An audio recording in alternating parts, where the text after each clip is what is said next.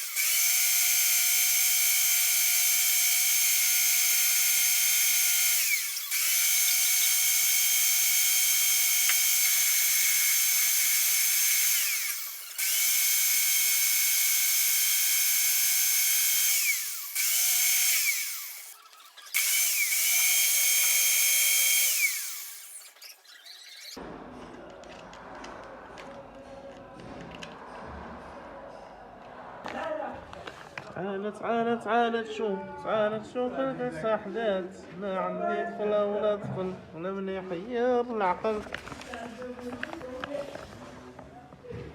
خلط